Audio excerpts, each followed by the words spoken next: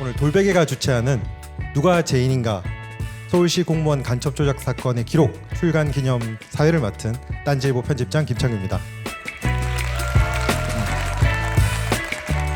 이 사건이 시작된 게 벌써 10년 전 일인데요. 사건 기록을 보면 너무 황당해서 이게 10년 전 일인지 50년 전 일인지 헷갈립니다. 국정원과 통일부가 스스로 검증을 거쳐서 탈북자로 인정을 했고 정당한 절차를 거쳐서 서울시 공무원이 되었는데 어느 날 국정원이 타인도 아닌 그의 가족을 잡아다가 여동생을 잡아 가둡니다. 머리채를 휘어잡고 주먹으로 때리고 구둣발로 밟고 장까지 재우지 않아가면서 그렇게 몇 개월간 고문을 하고 공문서를 위조하고 가족을 이간질시켜서 한 사람을 간첩으로 만들려고 한 게 이 사건의 본질이죠. 사람이 본인 일은 참아도 가족을 건드리는 건 참 참기 힘든데 이 사건에서는 당사자와 당사자의 가족은 물론 변호인까지 위협하고 생계를 끊으려고 했습니다. 그러니까 국정원과 검찰 그리고 언론까지 가세해서 제 나라 국민을 죽음으로 몰아가려고 최선을 다한 사건입니다. 슬프게도 이 과정 속에서는 스스로 목숨을 끊은 분들도 꽤 많습니다. 다행히 정말 다행히 오늘 모실 두 분 중 한 분은 이 지옥 속에서도 끝까지 굴하지 않고 살아 돌아오신 분이고 또 한 분은 그 지옥 속에서 끝까지 손을 놓지 않고 함께 비를 맞은 분입니다. 우선은 지옥 속에서 함께 비를 맞고 버틴 분의 이야기로 시작을 해볼까 합니다. 누가 죄인인가의 저자이자 서울시 공무원 간첩 조작 사건의 피해자 유성의 변호인 김용민 의원님을 모십니다.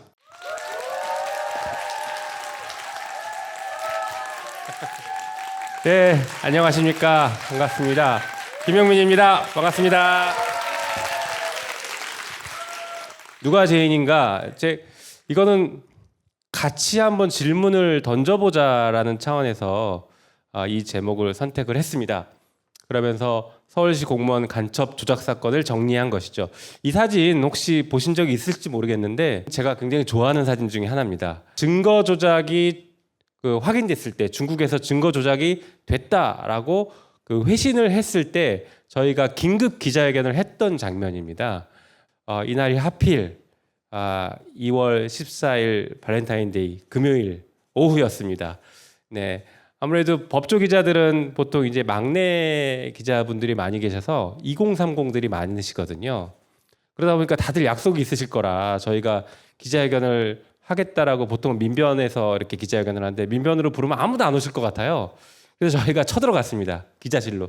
가서 직접 기자회견 하겠다라고 해서 보시면 저렇게 독서실처럼 되어 있고 굉장히 좁은 공간에서 기자회견을 할 수 없는 공간인데 쳐들어가서 기자회견을 했고 저때 저희가 했던 폭로는 사법 역사상 가장 엄청난 폭로를 했던 그런 사건이었고 때여서 그때 이제 긴장감과 어떻게 보면 승리감 그런 것들을 느낄 수 있는 그런 사진이어서 굉장히 좋아하는 사진입니다. 아무튼 이제 이야기를 시작해 보겠습니다. 자, 사실 유성 간첩, 그러니까 서울시 공무원 간첩 조작 사건이라고 불리고 혹은 유성 간첩 조작 사건이라고 불리죠. 반대로 국가기관에서는 그리고 언론에서는 증거 조작 사건이라고 부릅니다. 네, 이 둘은 굉장히 큰 차이가 있어요. 증거 조작은 원래 간첩 맞는데 우리가 하다 보니까 유죄의 증거가 조금 부족해서 증거 일부를 조작했던 거야. 이런 얘기고요. 간첩 조작은 아예 처음부터 간첩이 아닌 사람을 간첩으로 만들었다라는 차원에서 간첩 조작입니다. 제가 변호인의 입장에서 이 사건은 간첩 조작이 확실합니다. 네, 왜 그런지는 책에 자세히 써놨지만 그래도 오늘 이것저것 조금 말씀드려 볼게요. 한편 이 사건은 가장 완벽한 승리를 한 사건 중에 하나예요. 그동안 수없이 많은 조작 사건들이 있어요. 여러분들 이런 얘기 많이 들었을 겁니다. 어떤 사건의 이름을 정할 때에는 피해자 이름이 아니라 가해자 이름으로 사건 이름을 만들어야 된다. 저도 그 말 전적으로 동의하는데요. 그러니까 피해자 이름이 계속 반복되는 것은 바람직하지 않다. 그래서 가해자인 국정원 간첩 조작 사건 이렇게 해보면 특정이 안 됩니다. 너무 많아요. 너무 많이 조작해서 이 사건이 도대체 유우성 사건인지를 아무도 모르는 겁니다. 그래서 국정원 간첩 조작 사건은 어쩔 수 없이 피해자 중심. 그래서 저희가 이름을 빼고 서울시 공무원 간첩 조작 사건이다 이렇게 또 부르기도 하거든요. 어쨌든간 이 사건은 수많은 조작 사건의 역사 중에 가장 완벽한 승리를 한 거의 유일한 사건입니다. 이걸 왜 말씀드리냐면 대부분의 조작 사건들은 한참 뒤에 30년 뒤에 40년 뒤에 이렇게 재심을 통해서 밝혀지거든요. 심지어 그 과정에서 피해자들은 돌아가시기도 합니다. 그 기간을 못 기다리시고 이제 돌아가시기도 해요. 그래서 유족들이 재심 청구하는 경우들도 많습니다. 그런데 이 사건은 재판을 받는 당시에 조작이 밝혀졌어요. 조작을 밝혀냈죠. 그래서 재판에서부터 무죄를 받은 사건입니다. 이런 사건은 정말 처음이었어요. 조작 당시에 무죄를 받은 사건. 그래서 간첩 사건에선 1심, 2심, 3심 완벽하게 무죄를 받았죠. 사실 여기서 끝났으면 그나마 검찰과 국정원이 체면을 덜 구겼는데 이 나쁜 조직이 2심에서 증거 조작이 적발되니까 너무 열이 받았던 거예요. 그리고 유우석이 너무 미웠고 자존심도 상했고 저 증거 조작 적발되면서 온 언론이 검찰과 국정원을 이제 비판하기 시작했고 그리고 국정원 직원들은 구속 기소가 됩니다. 그리고 검사들은 처벌은 안 받았지만 징계를 받았어요. 정직 1개월이라는 중징계를 검사 2명이 받았고 1명은 감봉 받았고 그러니까 검찰에서도 굉장히 열이 받은 사건입니다.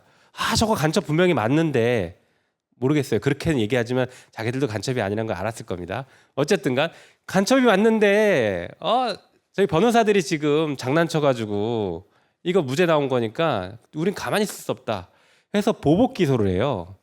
이 보복 기소가 어떤 거냐면 이겁니다. 유우성이 한 3, 4년 전쯤에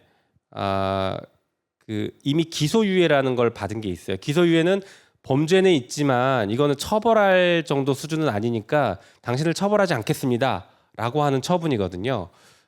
그래서 기소유예라는 거 불기소입니다. 기소유예를 한 게 있어요. 그게 어떤 사건이냐면 탈북자들이 한국에서 살고 있을 때 북한에 남아있는 가족한테 돈을 보내고 싶잖아요. 여기서 10만 원만 보내도 북한에서는 큰 돈이 되니까 돈을 보내고 싶어서 돈을 보내는데 합법적인 방법으로 보낼 수가 없습니다. 우리가 북한과 교육 관계가 있는 게 아니니까 직접적으로. 그러다 보니까 중국을 통해서 우회적으로 돈을 보내요. 이게 이제 외국환 거래법 위반이라고 부릅니다. 일종의 환치기 같은 방식들인데 법에서 금지하는 거고 처벌하는 거죠. 그런데 탈북자들은 돈을 그렇게밖에 못 보내니까 사실상 용인되고 묵인되고 있는 방법들이에요. 그러다가 정말 무슨 사고가 터지거나 재수 없어서 신고가 들어와서 적발이 되면 그때는 이제 어쩔 수 없이 처벌을 하죠. 그렇지만 일부러 찾아내서 처벌하는 그런 범죄는 아니었어요. 근데 유우성 사건에서 이제 유우성이 그 전에 그런 게 적발이 돼서 그 당시에 뭐 조사를 해보니까 다 뭐 자백하고 있고 초범이고 뭐 학생이고 하니까 이 사람은 처벌 안 해도 돼라고 해서 기소유예를 끝냈던 사건입니다. 그런데 그거를 갑자기 꺼내 와서 기소를 한 거예요. 이걸 이제 전형적인 보복 기소거든요. 괴롭히기 위한 기소. 검찰은 사건이 달라졌습니다. 뭐 그 사건이 더 중대해져서 우리가 기소할 수밖에 없습니다. 이렇게 얘기하지만 정작 자기들이 기소한 것을 보면 금액도 줄어들고 횟수도 줄어들고 해서 더 경미한 사건을 기소를 해요. 그래놓고도 이게 중해서 기소했다 이렇게 얘기했죠. 어쨌든간 그 사건이 보복 기소였고 이 보복 기소는 우리가 공소권 남용이라고 법률 용어로 부르긴 하는데 공소권 남용이 인정이 된 사건입니다. 1심에서는 국민참여 재판을 했어요. 저희가 국민참여 재판에서 배심원들은 공소권 남용 맞다 이렇게 인정을 했는데 갑자기 판사 3명이서 공소권 남용 아니야 라고 뒤집어 버린 겁니다. 그래서 저희가 이제 세모를 쳐놨고요. 2심에서는 아니다 배심원들이 맞다 이건 공소권 남용이야 라고 인정을 해버립니다. 그리고 3심에서 대법원에서도 공소권 남용 맞다 이렇게 인정을 해요. 그 판결문에는 이렇게 돼 있죠. 검사가 어떠한 의도를 가지고 유우성을 괴롭히기 위해서 공소권을 남용했다, 기소했다 이렇게 써 있습니다. 어떠한 의도를 가지고 있다는 게 굉장히 중요하죠. 어쨌든 간 이 공소권 남용이라는 것은 사실 그 법학을 공부하는 사람들 입장에서는 현실에는 없는 사건입니다. 왜냐하면 검사들이 저렇게 함부로 기소권을 남용하는 일들이 거의 없기도 하고 그 일반적인 이론이 만들어진 나라에서는 대한민국은 특이하죠. 검사들이 늘 권한 남용을 일상적으로 합니다. 어쨌든 간 그래도 우리나라에서 공소권 남용이 한 번도 인정 안 됐다가 유우성 사건에서 처음으로 인정됐어요. 그리고 이 공소권 남용은 주변 국가에서도 인정된 적이 없습니다. 일본도 없고 주요 선진국 미국에서조차도 이론상 있지 실제 인정된 적이 한 번도 없는 사건이에요. 그런 사건을 유우성 사건에서 만들어냈죠. 이거는 변호사가 잘한 게 아니라 검사가 잘못한 겁니다. 정말 나쁜 짓을 한 거예요. 그런데 법원에서 공소권 남용을 사실 잘 인정을 안 해요. 하기가 어려워요. 왜 그러냐면 무죄를 선고할 때에는 검사 입장에서는 입증이 부족했으니까 뭔가 일을 잘 못했다, 그러니까 부실하게 했다, 뭐 실수했다 이런 정도로 평가를 받는 거거든요. 무죄가 선고되는 것은. 그런데 공소권 남용은 말씀드린 것처럼 어떠한 의도를 가지고 괴롭히기 위해서 기소한 거기 때문에 이건 고의성이 있습니다. 다시 말해서 이거는 직권남용 범죄가 되고요. 한편으로는 징계 사유가 됩니다. 그래서 공소권 남용을 법원에서 인정하려면 저 검사는 처벌받아야 돼라고 인정해 주는 거예요. 엄청난 걸 인정한 겁니다, 사실은. 그래서 공소권 남용이라는 것이 인정됐고 검찰 입장에서는 가장 치욕적인 사건입니다. 검찰 역사 이래 가장 치욕적인 사건이 공소권 남용이 인정된 거예요. 검찰이 대놓고 나쁜 짓을 했다가 인정된 것이기 때문에. 어쨌든 간 이 사건 유우성 입장에서는 가장 완벽한 승리를 했습니다. 물론 본인은 이게 승리감의 기쁨이 없어요. 너무 오랫동안 재판에 시달리면서 괴로웠거든요. 그래도 역사적으로는 가장 완벽한 승리를 한 사건이었습니다. 자, 이 사건이 사실은 처음에는 이제 국정원 얘기만 하면서 국정원 정말 나쁘다 이렇게 얘기했는데 방금 제가 설명드린 것처럼 사건의 무게중심이 이동합니다. 완벽하게 이동합니다. 제일 처음에는 국정원이 여동생을 고문해서 불법 감금하고 고문해서 오빠가 간첩이에요라고 허위 진술을 하게 만들었죠. 근데 거기서 끝난 게 아니라 중국에 알리바이 같은 것들이 굉장히 많았거든요.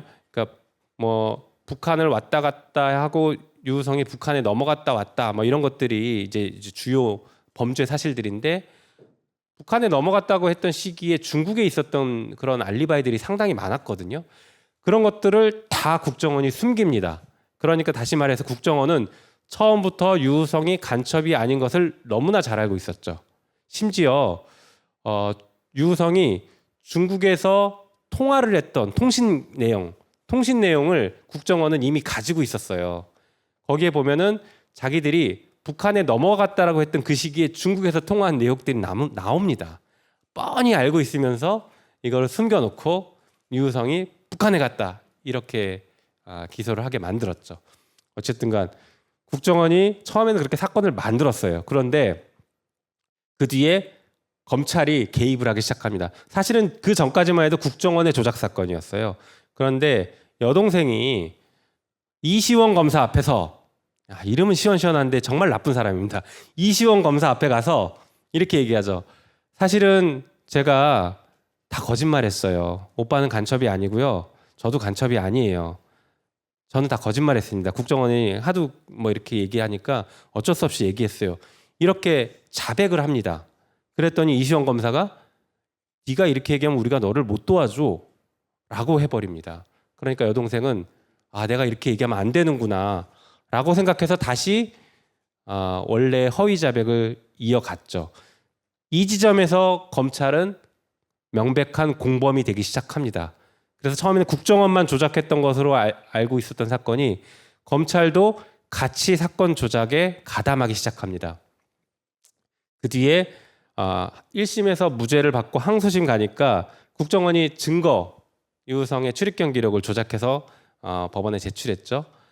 거기서 끝났으면 다행인데 이제 검찰도 다시 또 한 배를 타기 시작해요. 법원을 속입니다. 그 증거는 공식적인 루트를 통해서 받은 거다라고 하면서 법원을 속이기 시작하고 공문도 있다 우리가 이렇게 거짓말을 하기 시작해요.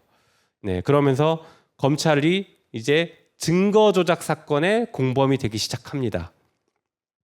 그리고 아까 말씀드린 것처럼 마지막으로는 보복 기소를 합니다. 그래서 이 사건은 국정원이 처음에 시작했는데 그 이후에는 검찰이 공범이 되거나 오히려 주도적으로 나쁜 짓을 합니다.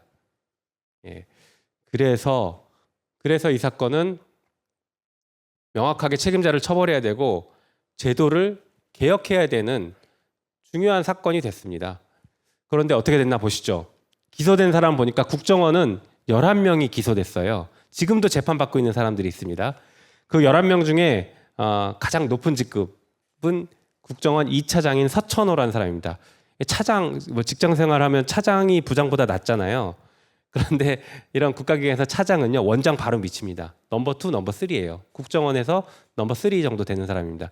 실제로 하는 역할을 치면 넘버 2일 가능성도 있죠. 2차장이 더 중요한 역할들을 할 수 있으니까. 실제 힘이 더 셀 수 있습니다. 대공수사를 담당하고 있기 때문에요. 그리고 이태희라는 대공수사국장, 대공수사를 총괄하는 사람 1급, 그리고 권영철이라는 안보수사를 총괄하는 사람, 이 사람들도 다 기소가 돼버립니다. 특히 권영철은 실형까지 선고받았습니다. 그리고 그 밑에 대공수사 부국장 2급 그리고 3급 2명 이렇게 기소되고 그 아래 또 5급, 4급, 5급 이런 사람들이 기소가 돼서 11명이 기소가 됩니다. 물론 이 사람들이 법원에서 다 유죄를 받거나 아니면 아주 엄벌에 처해졌으면 그래도 그나마 다행인데 법원에서 또 상당히 많이 봐줬어요. 그래서 일부는 국정원 직원의 직을 유지하기도 하고 있어요. 참 재밌는 일들이 많습니다. 그 중에 한 명은 갑자기 기억상실증, 특이하게 유우성 사건만 기억이 안 난대요. 이 사람이 자살 시도를 하거든요. 그런데 자살 시도를 정말 발견되기 쉽게 해요. 국정원 직원들 자살하면 번개탄 많이 등장하잖아요. 이 사람도 그 번개탄 여지없이 등장합니다. 그런데 다른 사람의, 그러니까 친척의 차를 빌려 타고 가서 발견되기 쉬운 곳에 가서 학교 옆에 가서 번개탄을 피워놓고 자살을 합니다. 그런데 쉽게 발견됐죠. 빨리 발견돼서 병원에 이송됐는데 특이하게 유우성 사건만 기억이 안 난대요. 근데 이 사람 그게 법정에서 먹힙니다. 그래서 이 사람 선고유예 받고 나왔어요. 그 국정원직 유지하고 있어요. 근데 이 사람이 그렇게 국정원직을 유지할 수 있었던 비하인드 스토리를 나중에 제가 제보 편지를 하나 받았거든요.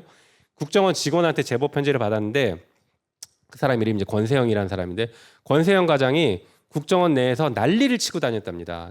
내가 처벌받으면 난 다 부를 거다. 가만히 있지 않을 거다. 다 부를 거다. 난리를 치고 다녔다는 거예요.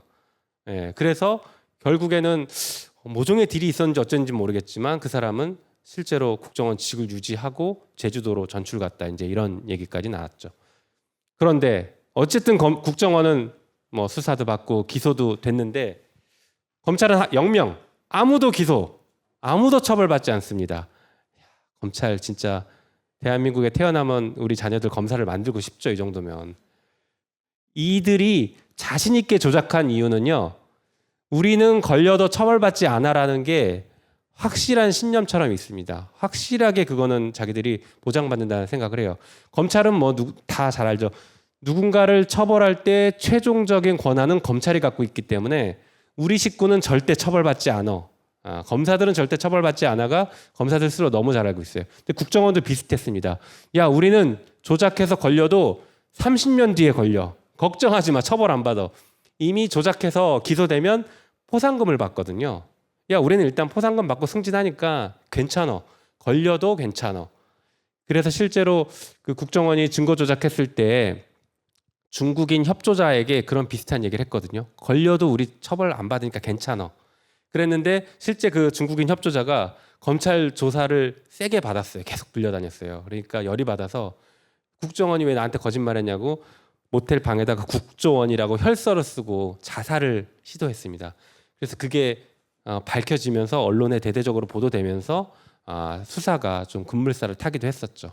어쨌든간 이들은 처벌받지 않는다라는 그런 강한 자신감을 가지고 있었습니다. 자, 그리고 제도도 바꿔야죠. 유우성 사건은 국정원 개혁과 검찰 개혁을 할 때 반드시 등장하는 사건입니다. 너무 중요한 사건이에요. 그리고 아까 말씀드렸던 것처럼 완벽하게 승리해서 법원이 판결문으로 써놓은 사건입니다. 그렇기 때문에 제도개혁에서는 꼭 등장하는데 대공수사권 정말 다행히 폐지시켰습니다. 물론 시행 시기가 내년이라서 아직은 국정원이 대공수사를 하고 있어요. 그래서 민노총이니 뭐니 지금 수사하고 있지 않습니까? 그들은 대공수사권 부활을 지금 꿈꾸면서 열심히 지금 수사하는 겁니다. 지금 그 흐름은 그런 흐름이에요. 그리고 검찰은 직접 수사권 당연히 없애버려야 되는데 잘 아시는 것처럼 답답하신 것처럼 작년에 하다가 조금밖에 못했죠. 그리고 지금 시행령으로 다 원위치 시켜놨습니다. 다시 말해서 이 사건에서 책임이 있는 두 기관 중에 더 큰 책임 그리고 법적으로도 더 많은 권한을 갖고 있기 때문에 더 큰 책임을 가지고 있는 검찰은 하나도 바뀌지 않고 아무도 처벌받지 않았다. 제가 이 책을 쓰기로 결심한 이유 중에 하나가 이겁니다. 자, 그래서 앞으로는 검찰 수사권 반드시 폐지해야 되고요. 그거 말고도 법 왜곡죄와 사건 조작죄 이거 반드시 만들어야 됩니다. 지금 국회에서 다 논의되고 있는 것들인데 모르겠어요. 21대 국회 내에 할 수 있을지 저도 답답합니다. 그렇지만 하여튼 멈추지 않을 겁니다. 야, 이거는 보신 분들은 아실 거고 모르시면 지금 바로 설명을 드릴게요. 중국에서 증거가 조작됐다라고 회신해준 그 문건입니다. 문건 표지고요.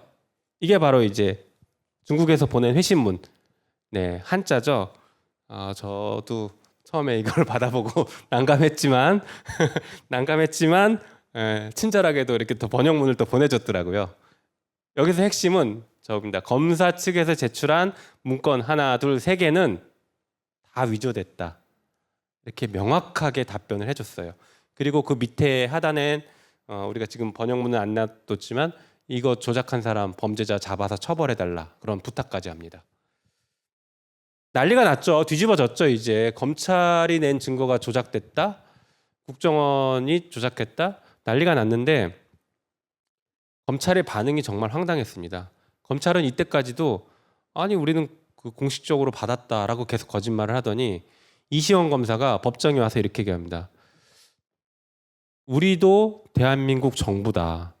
왜 중국 정부 말만 믿냐. 대한민국 정부랑 중국 정부가 서로 다른 말을 하면 대한민국 정부 말을 믿어라 이러는 거예요. 야, 정말 이렇게 뻔뻔하구나. 적어도 정말 창피해야 할 줄은 알았거든요. 그렇지 않습니다. 대한민국 정부 말을 믿어 이렇게 강하게 얘기를 하는 거예요. 정말 너무 황당했습니다. 아무튼 그런 뻔뻔한 이시원 검사는 지금 잘 나가고 있습니다. 자, 이거는 위조한 그 기록이에요. 자, 이게 왼쪽 거는 위조하지 않은 기록이고 원래 유성의 원본 기록이고 오른쪽 건 위조한 겁니다.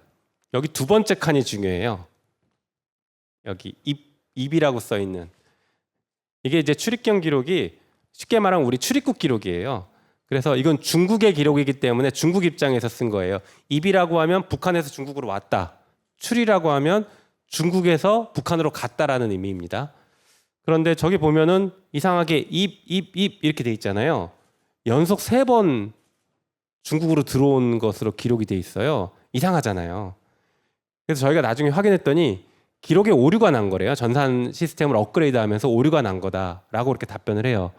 그런데 이거 보세요. 이거 출자로만 가운데 출자로만 하나 바꾸면 저거 기록이 완벽해 보이잖아요.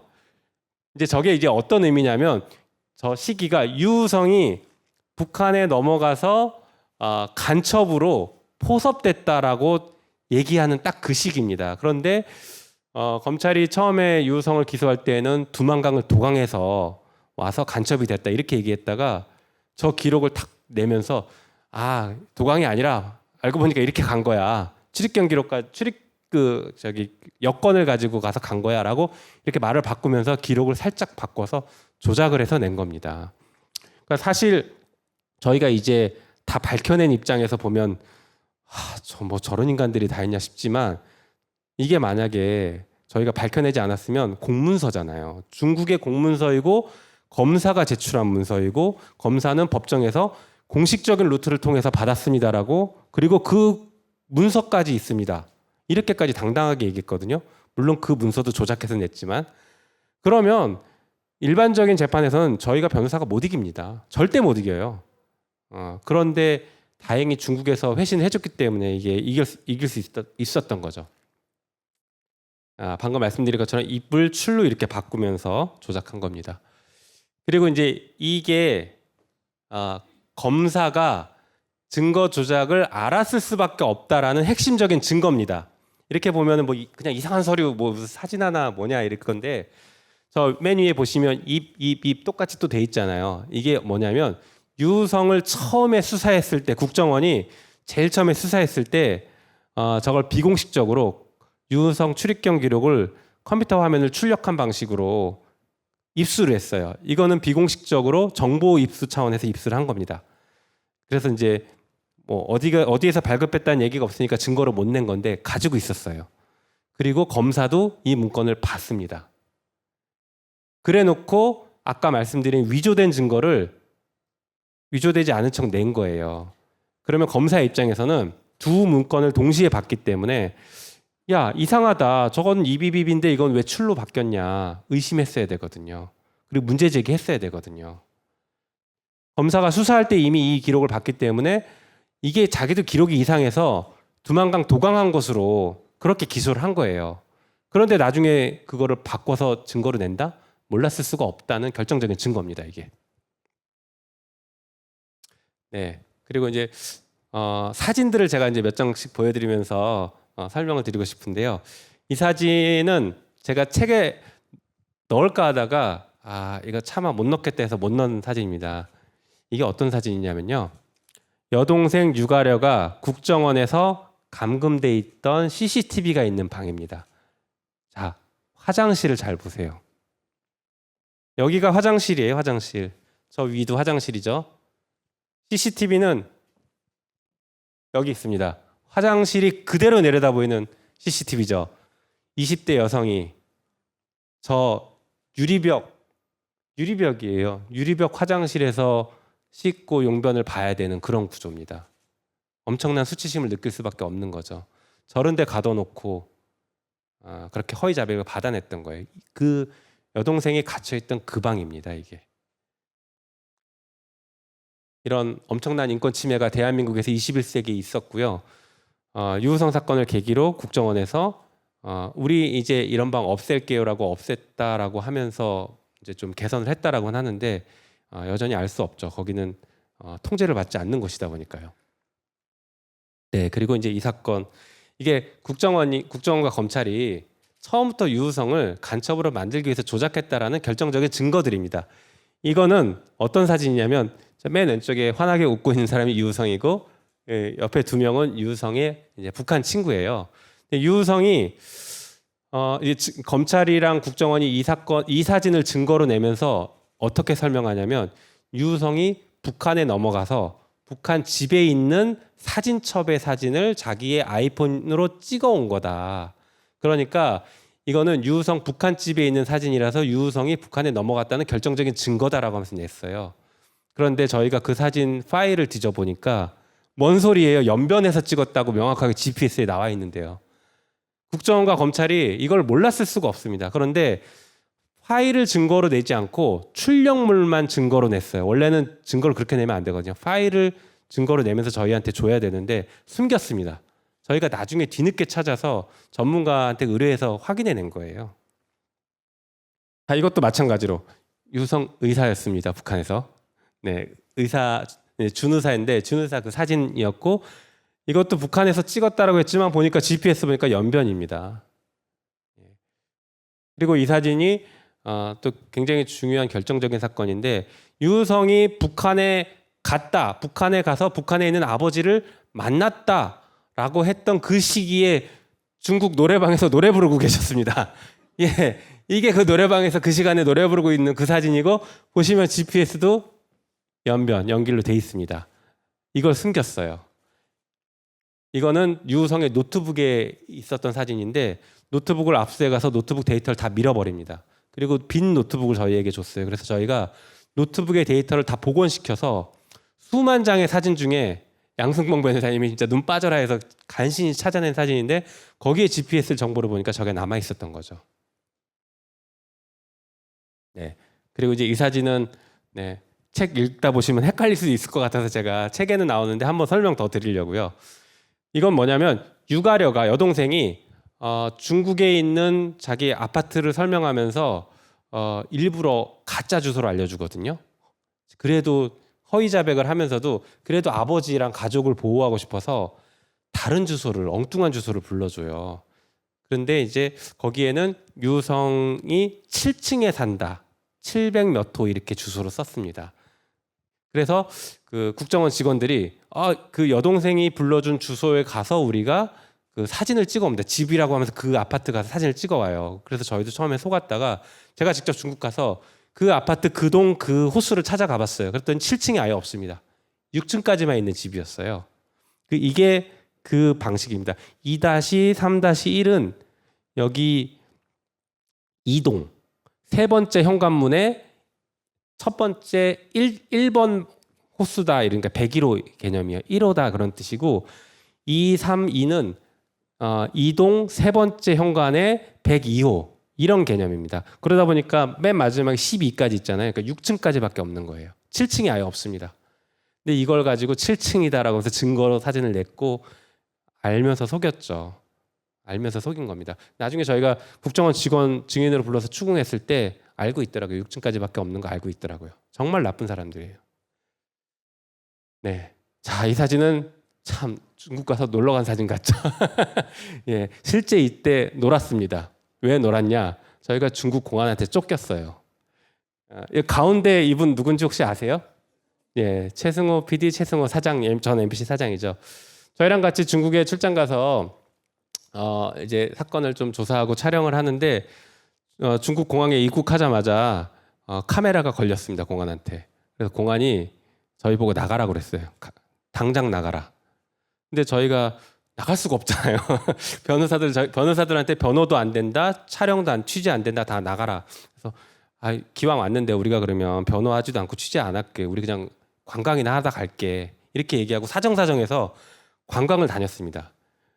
예. 그렇지만 그냥 진짜 관광을 다닐 수가 없으니까 관광 다니는 척 하다가 무슨 시장 찾아가서 유가려가 진술했던 게 맞는지 살짝 가서 확인해보고 또 PC방 가서 뭐 이렇게 게임하는 척하면서 가서 유가려가 얘기했던 PC방이 잘못됐다는 거 살짝 확인해오고 이제 그러면서 돌아다니면서 진짜 관광 다니는 척하면서 찍은 거예요. 여기는 이제 윤동주 시인이 다녔던 대성중학교라고 거기 찾아가서 찍었던 사진입니다. 그래서 저렇게 해맑지만 사실은 굉장히 황당하고 무서웠을 때였습니다. 중국 공안한테 저희가 쫓겨다니면서 저희 계속 감시하고 미행하고 있다고 생각하고 다녔던 때거든요. 그리고 이 사진도 참 해맑게 놀러 갔죠. 이 사진이 저는 정말 중요한 의미를 갖는다고 봅니다. 이 뒤에가 어딘지 혹시 아세요? 회령입니다. 중국. 여기가 회령이고 여기가 두만강이에요. 유가려가 도강했다라는 두만강입니다. 저게 제가 직접 가서 확인하고 사진 찍어 온 거예요. 그런데 그것만 찍으면 또 좀 이상하니까 일부러 제가 저기 서 있고 여기가 전망대인데 제가 서 있고 그 뒤를 이렇게 좀 찍게 해서 찍어 가지고 와서 저 뒤를 보기 위해서 찍은 겁니다. 그리고 저 뒤에 어딘가에는 유성의 집이 있습니다. 유성한테 찍으라고 하면 찍겠지만 저는 어딘지 몰라서 못 찍겠어요. 근데 이 사진 보여드리면서 한 가지 저도 이제 쇼킹했던 에피소드가 있는데 유성이 회령에 집이 있다 없다가 이 사건에서 되게 중요한 쟁점이었어요. 그러니까 유성은 회령에 있는 집을 누군가에게 팔고 가족이 다 중국으로 이사 왔어요라고 얘기했어요. 그러다 보니까 북한에 다시 넘어갔을 리가 없다라는 걸 우리가 이제 알리바이를 입증하기 위해서 북한에 있는 집은 팔았습니다라고 얘기했고 검찰의 주장과 유가려가 허위 자백했을 때의 주장은 북한에 집이 있습니다. 회령에 집이 있습니다. 이렇게 얘기를 했거든요. 저희는 확인할 방법이 없잖아요. 그런데 이때 저희 제가 KBS랑 같이 가서 이제 추정 60분이랑 같이 가서 이제 찍은 건데 거기 도와주셨던 조선족 도움을 주셨던 분이 저한테 갑자기 이러는 거예요. 제가 갔다 올까요? 이러더라고요. 황당하죠. 우리는 그걸 상상을 못 하는데 이분들은요. 중국 사람이니까 북한 가는 게 이상한 게 아니에요. 그냥 가면 돼요. 저는 완전히 충격 먹었어요. 아, 이렇게 생각할 수도 있구나. 나는 저기를 절대 못 가는 땅이라고 생각했는데 제가 갔다 올까요? 이러더라고요. 그래서 너무 충격을 먹었거든요. 그래서 이게 국가보안법의 폐해다. 내 머릿속에 철책이 나도 모르게 그려져 있다. 이 생각이 정말 강하게 들더라고요. 물론 그분은 시간이 안 맞아서 못 가긴 했는데 가려고 마음만 먹으면 정말 갈 수 있겠더라고요. 네, 이제 마지막 사진인 것 같은데 이 사진이 왜 나왔을까요? 네, 여기 있는 사람은 뭐 여러분 아시는 것처럼 유우성이고요. 그 옆에 있는 분은 변호사입니다. 저 때는 변호사였어요. 물론 지금도 변호사지만 예, 저 때는 변호사였고 이 둘은 아무 관계도 아니었다가 지금은 부부가 됐습니다. 근데 이때가 이제 제가 찍었는데 제가 몰래 찍었어요. 왜 찍었냐면 이날이 유우성이 검찰의 수사를 받고 나오면서 너무 열이 받고 화가 나서 사실 약간 좀 쓰러졌거든요. 그래서 저희가 긴급하게 병원에 응급실에 데려가서 뭐 주사도 맞고 이렇게 좀 이렇게 검사도 하고 했던 그때예요. 그때 이제 옆에 있는 이 변호사도 같이 갔죠. 그래서 유성이 이제 주사 맞고 안정을 좀 취하고 있으라고 우리 변호사들이 다 빠져나왔는데 안 나오는 거예요. 이 변호사 갑자기. 그래서 제가 이상하다. 왜 안 나올까? 수상하다. 저 둘이 뭔가 있다. 그래서 제가 몰래 찍었습니다. 이거 나중에 언젠가 써먹을 거야 하고 찍었는데 예, 오늘 이렇게 써먹네요. 사실은 이 사진을 제가 책에 엄청 넣고 싶었는데 네, 그런데 책의 이 전반적인 흐름과 맥락이 안 맞을 것 같아서 결국은 뺐습니다.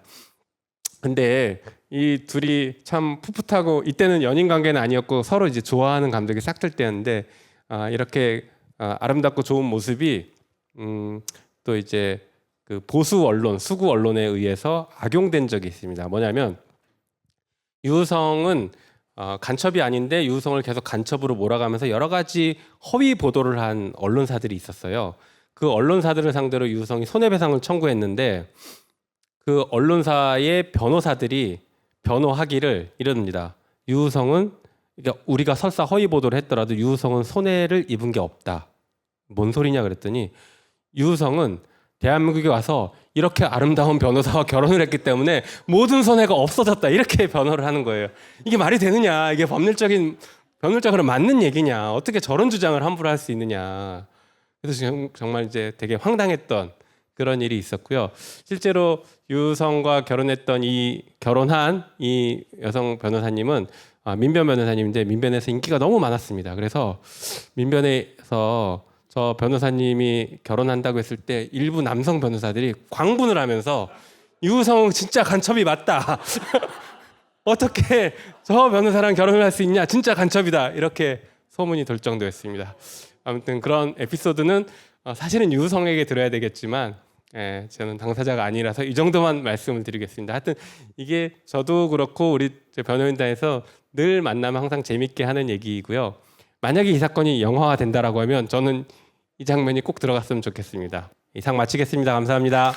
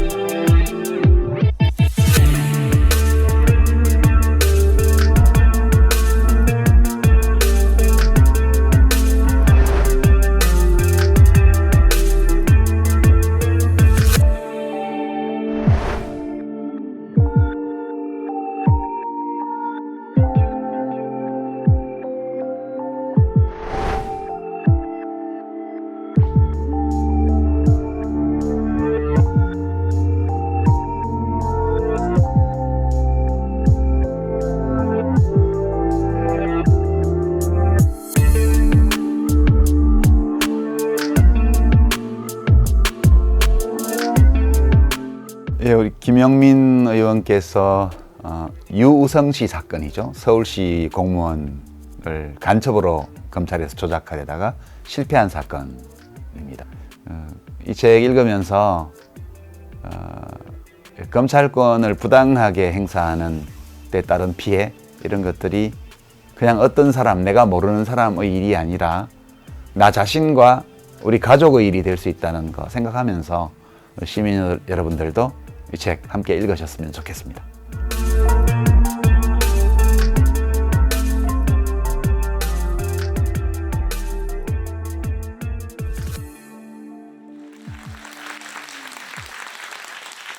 지금부터는 함께 이 모든 과정을 겪은 두 분과 이야기를 나눠보도록 하겠습니다.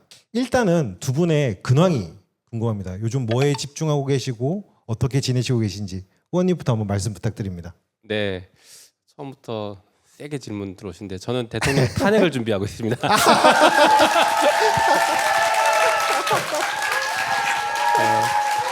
더 이상의 퇴진은 없다. 강제로 끌어내야 된다 이제 준비하고 있습니다.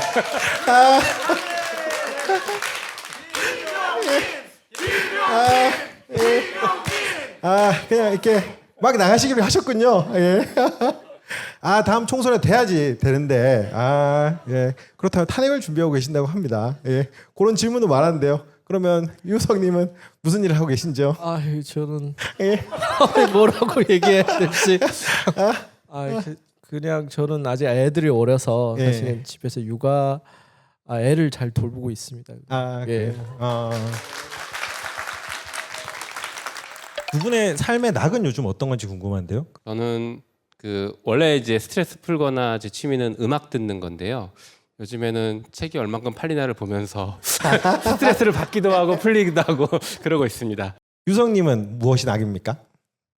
저는 사실은 스트레스를 사실 애들한테서 스트레스 많이 받고 그렇죠. 또 애들 보면서 스트레스가 또 자동으로 풀리더라고요. 사실은 막 사건 할 때 막 엄청 그때 파이팅이고 막 싸워야 하고 막 목숨 걸고 싸워야 되고 막 네. 겁도 없고 그랬던 시절이 있었는데 가족들이 생기니까 이제 아무래도 이제 가족들에게 좀 더 집중하게 되고 네.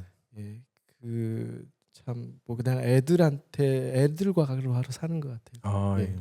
저는 책 보면서 물론 되게 무거운 사건이지만 약간 책 행간에 약간 브로맨스 같은 것도 느꼈거든요. 두 분이 서로를 본 첫인상은 어떤지 궁금합니다. 뭐 일단 제가 먼저 말씀을 드려야 될 것 같은데요. 네. 저는 이 사건을 처음 시작한 게 아까 사진에도 잠깐 나왔지만 장경욱 변호사라고 이제 조작 사건을 워낙 많이 하셨던 변호사가 저한테 다짜고짜 전화해서 조작 사건이니까 같이 하자 이런 거 아무런 설명도 없고요. 그래서 저는 이 사건이 조작인지 뭔지도 모르겠는데 일단 여동생이 오빠가 간첩이라고 하니까 그 말에 저는 일단 더 믿었거든요. 그래서 간첩을 만나러 간다 생각하고 간첩이라고 생각하고 만났어요. 저는. 근데 만나니까 행색도 그때 이제 살도 많이 지금과 달리 살도 굉장히 많이 빠져 있었고 되게 초라해 보이고 간첩의 외모는 아닌데 이런 생각도 들기도 했고 근데 자기의 억울함을 정말 열심히 진지하게 얘기하는 것을 보면서 뭐가 좀 이상할 수도 있겠다 이렇게 좀 생각이 들면서 좀 뭐랄까 정신력이 되게 강한 사람이다라는 인상을 받았어요. 국정원에서 한 열흘 정도를 혼자 버텼거든요. 열흘 정도를 혼자 변호사 없이 버티면서 넘어가지 않고 자백하지 않고 버틴 사람은 정말 드문데 그걸 버텨냈습니다. 그래서 그걸 보면서 정신력이 강하고 여동생이 진짜 허위 자백을 했을 수도 있겠다라는 생각을 만나고 나서는 하게 됐습니다. 첫인상은 초라했다. 유성님은 의원님 첫인상 어떻습니까? 국정원 조사할 때 이제 의원님을 처음 만나게 됐는데요. 네. 사실 그 전에는 장경욱 변호사님이 오셨어요. 근데 장경욱 변호사님이 처음에 왔을 때는 국정원에 있는 수사관들 얘기하더라고요. 저보고 야, 너 큰일 났다. 네. 대한민국에서 제일 그 막 나가는 변호사를 만났다. 어. 네. 사실은 착질 변호사. 예. 네가 여러 가지로 좀 불쌍해 보여서 네. 뭐 법원은 잘 하면 국가보안법 7년인데 네. 그 뭐 한 3년 정도 받고 나갈 수도 있는데 저 변호사는 그 3년짜리를 7년을 만들어주고 네. 7년짜리를 10년까지 만들어줄 수 있는 사람이다. 그 당시에는 되게 겁났겠네요. 그냥 너 완전 X다 이런 식으로 얘기하더라고요. 죄송합니다. 그래가지고 돌멩이 알아서 뭐 편집해주겠죠. 네. X에서. 예. 그냥 그래가지고, 해주세요. 말해주세요. 예. 굉장히 놀랐어요. 저는 네. 어떻게 저한테 막 그런 얘기를. 근데 변호사님을 처음 봤는데 예. 국정원에서 막 소리 지르고 예. 막 그 수사관들하고 막 싸우려고 하는 그더라고요. 네. 저를 별로라는 것보다 그 다음에 오셨을 때 예. 그 의원님 같이 오셨어요. 네. 의원님 봤는데 의원님 그때 정말 아주 젊으셨고 그때 지금도 많이 젊고 멋있지만 그때 정말 더 멋있었어요. 예. 아주 막 빛이 났고요. 아, 예. 눈빛이 좀 약간 달랐어요. 그 아까 저분은 초라하다 그랬는데. 아니 물론 저는 그때 예. 조사를 혼자 받고 있었으니까 그래서 사실은 그때 그 의원님 처음 봤을 때 내 사건 변호사라니까 저로서는 굉장히 심심이 많이 생기고 위안이 많이 됐어요. 네. 변호사님이 다른 젊고 정말 그 변호사님 지금 그 의원님 지금도 그렇지만 눈빛이 정말 그때는 너무 살아있었고 네. 그 국정원 수사관들이 대하는 태도나 이런 걸 봤을 때 네. 저로선 처음 봤지만 믿음이 갔고 위안이 됐어요. 그래서 어떻게 보게 되면 그 어려운 시간을 서로 소통하면서 제가 버텨낼 수 있는 원동력이 되지 않았나 네. 싶습니다. 책에서 의문의 선글라스맨이 나오거든요. 예. 그 의문의 선글라스맨이 뭔가 사무실에 자주 찾아오면서 뭔가 출입경 기록에 대한 아까 의원님이 PPT로 한 힌트를 주는 것 같지만 뭔가 염탐하는 것 같기도 하고 굉장히 이상한 사람이라서 의원님이 자세히는 안 적어서 이분 정체는 혹시 밝혀졌는지 혹시 뭐 그 뒤에 뭐 연락이 있는지 궁금했습니다. 그 정체가 명확하게 밝혀지진 않았는데 네. 그 뒤에도 정말 많이 찾아왔거든요. 그 뒤에도요. 네. 예. 그리고 그 아마 뉴스타파에도 인터뷰까지 했을 거예요. 막 어떤 일부 사건에서 보면 인터뷰하는 장면도 나오는데 네. 아무튼 실제 이 사람은 그 국정원이나 검찰 등등의 정보를 제공하거나 사고팔고 하는 그런 일을 하는 사람은 맞는 것 같아요. 정보원. 예, 그런 역할을 하는 사람인 것 같고 그리고 찾아왔을 땐 진짜 뜬금없었고 선글라스 끼고 있으니까 더 의심스럽잖아요. 근데 이분은 행색은 뭔가 정보랑 상관없을 것 같이 생긴 행세를 하고 오셨어요. 그냥 되게 평범한 뭐 점퍼 같은 거 입고 네. 몸도 약간 좀 통통하시고 막 날렵한 그런 이미지잖아요. 원래 통통하시고 선글라스 딱 끼고 와서 네. 말도 약간 어눌하게 하셨거든요. 그래서 이분이 과연 진짜 그런 일을 할까 싶었는데 그래서 저희도 계속 경계하고 의심하곤 했는데 결정적으로 처음엔 저희한테 이제 정보를 약간 사라라는 그런 뉘앙스로 접근했다가 나중에는 국정원이 증거를 조작하고 있다, 알고 있어라라고 이제 경고를 해주고 갔죠. 그래서 저희한테 결정적인 도움을 주기도 했습니다. 네. 그러면 그분은 결국 뭐 스파이나 그런 게 아니라 실제 도움을 주신 네네. 게 확정이 됐군요. 네. 예. 그리고 저희가 이 부분을 이제 법정에서 그러니까 막 얘기를 했어요. 검사를 추궁하면서 저희가 검사들 이거 조작하는 거 알고 있지 않았냐라고 하면서 저희가 얘기를 했던 것 중에 하나가 우리한테도 누군가가 찾아와서 이 얘기를 했고 그 사람은 검찰이랑도 거래를 하고 있다라고 얘기하더라. 당신들도 몰랐을 수 없다라고 막 세게 얘기했더니 네. 검사가 누군지 안다라는 식으로 얘기를 하더라고요. 예. 그렇지만 우리는 그 사람이랑 그런 관계 아니다라면서 되게 막 비하하듯이 좀 약간 얘기를 했었거든요. 그래서 실제로 검찰이랑도 뭔가 일을 했던 건 맞는 것 같아요. 근데 그 뒤로도 저희가 이제 재판하고 있으면 정말 자주 찾아왔어요. 그래서 이제 주로 이제 양승복 변호사님 사무실을 찾아갔는데 그 양 변호사님이 계속 이제 저한테 전화해서 야 이상해 저 사람 계속 와 그러면서 그렇죠. 네. 뜬금없이 중요한 사건에서 네. 모르는 사람은 우리 염탐하러 오는 것 같아. 그래서 형 우리 지금 굉장히 큰일 난 것처럼 검찰이 낸 증거 우리가 지금 반박 못하고 막 미치겠다 이런 좀 뉘앙스를 취하는 게 좋겠다. 연막전을 펼치자 해서 막 연기도 하고 그랬어요. 결과적으로 좋은 분이어서 다행이네요.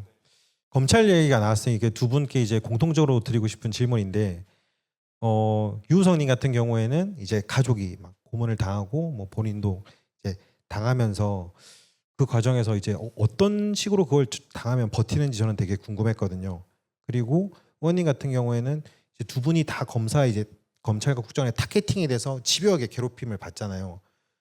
그 순간이 우리 같은 일반 사람들이랑 전혀 상관이 없을 것 같지만 대검찰 시대를 맞아서 이렇게 압수수색을 많이 하는 세상에서 댓글 한번 잘못 썼다가 누군가에게 벌어질 일일지도 몰라서 그 일을 겪은 당사자 입장에서 멘탈적으로나 법적으로나 이걸 경험하니까 나중에 요래야겠다 노하우나 조언이 있다면 말씀 주시기 부탁드립니다. 사실 저는 그 사건을 겪어오면서 노하우라고 해야 될지 저는 그냥 네. 진실만 믿고 갔어요. 왜냐하면 저한테 가지고 있는 가장 큰 무기가 진실이거든요. 네. 그리고 변호사님들과의 신뢰.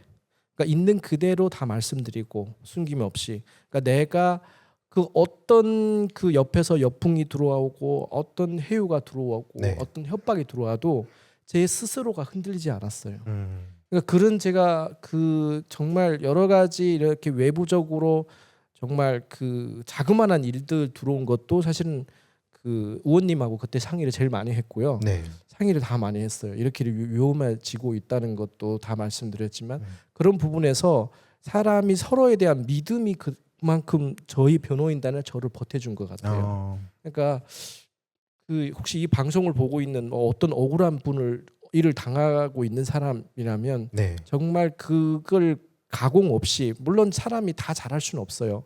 저도 흠집이 많은데 그 흠집까지도 솔직하게 다 틀어놓고 진실만 따라가면 저는 정의는 꼭 승리하다고 믿고 있습니다.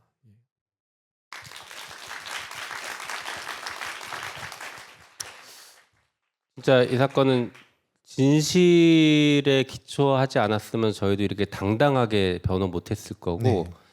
당당하게 버티지 못했을 건데 그 정말 저도 전적으로 동감합니다. 그리고 한편으로 저는 이제 개인적으로는 제가 되게 긍정적이고 낙천적이에요. 막 공격이 들어와도 잘 되겠지, 네. 무죄 나오겠지, 뭐 이기겠지, 뭐 약간 이런 게 있거든요. 네. 그래서 일단 그 타격을 좀 덜 받는 그런 게 있어서 그걸로 선천적으로. 네, 그걸로 조금 버틴 것도 있고요. 네. 그리고 또 한편으로는 이런 것도 있습니다. 오히려 저쪽에서 강력한 힘으로 공격을 할 때 공개적으로 맞대응하고 공개적으로 그걸 먼저 치고 나가 버리면 저쪽에서 공격하는데 오히려 좀 힘이 꺾이고 네. 얘기가 꺾이거든요. 그래서 저는 뭔가 있을 때 막 공론화시키고 하는 것들을 오히려 좀 적극적으로 했던 것 같기도 해요. 그래서 유성 사건을 같이 했을 때에도 네. 이거 먼저 공론화시켜야 된다. 이거 먼저 우리가 치고 나가야 된다. 뭐 이런 일들도 같이 상의하면서 또 많이 했었어요. 그리고 사실 유성 씨가 이제 그 자기 사건을 하면서 이 사건 변호하는 게 일반적인 사건 변호랑 달리 정말 영화처럼 드라마처럼 되게 현실에서 보기 어려운 방식의 변호를 많이 했는데 네. 나중에는 웬만한 변호사보다 더 이제 아이디어가 많아요. 그래서 이거는 이런 방식으로 해야 돼. 저희가 그때 아마 책에도 나오는데 법정에 저울을 들고 가서 막 무게를 재고 검찰이 그 증거를 실시간으로 깼던 적이 있거든요. 근데 그 유우성 아이디어예요. 이거는 저울을 들고 갑시다. 내가 저울 준비해 올게요. 그러면서 저울 준비하고 뭐 노트북 준비하고 박스 준비하고 다 준비해서 가져가서 진짜 그 자리에서 실시간으로 검찰의 논리를 다 깼는데 진짜 변호사보다 더 잘 알더라고요. 그때 보니까 정말 대단했어요. 되게 부끄러워하신다. 이제 법적 아내분도 변호사니까 법적 지식이 더 많아졌을 텐데 그러면은 요 과정 중에서 들어보니까 뭔가 되게 당연한 것 같네요. 뭐 진실을 쫓아서 그리고 옆에 서로가 있으니까 정말 터놓고 얘기해 줄 수 있는 사람이 있으니까 그런 것 같은데 근데 이제 일반인 입장에서는 이 책 보다가 그 부분 있잖아요. 이제 검찰이 6억으로 이제 보복 기소를 하지 않습니까? 근데 의원님 보니까 그럴 때는 사모님이랑 별로 상의를 안 하시더라고요.